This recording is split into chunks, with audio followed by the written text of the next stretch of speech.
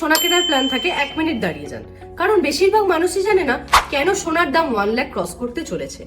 আজকে এক ভূতের কথা বলবো যে সোনার দামকে কন্ট্রোল করে। না, আমি মজা করছিলাম। আসলে সোনার দাম কোনো ভূতই কন্ট্রোল করে না, এটা ডিপেন্ড করে কয়েকটা গ্লোবাল ইভেন্টের ওপর। চায়নার বিজনেসম্যানেরা রিয়েল এস্টেট এবং স্টক মার্কেটের ওপর থেকে ইনভেস্টমেন্ট সরিয়ে নিয়ে গোল্ডে ইনভেস্ট করছে। এবার আপনি বোকার মতো প্রশ্ন করবেন না যে চায়নার গোল্ড ইনভেস্টমেন্টের সাথে ইন্ডিয়ার গোল্ডের আবার কিসের সম্পর্ক। কারণ সম্পর্ক আছে।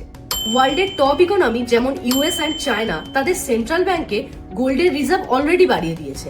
কিন্তু আমরা ইন্ডিয়াতে বসে সরকারের নামে বদনাম করছি যে সরকার নাকি গোল্ডের প্রাইস বাড়িয়ে দিচ্ছে। এক্সপার্টরা মনে করেন ইউএস ডলারের এক্সচেঞ্জ রেটের সাথে গোল্ড প্রাইসের কিছুটা ডিরেক্ট রিলেশন আছে।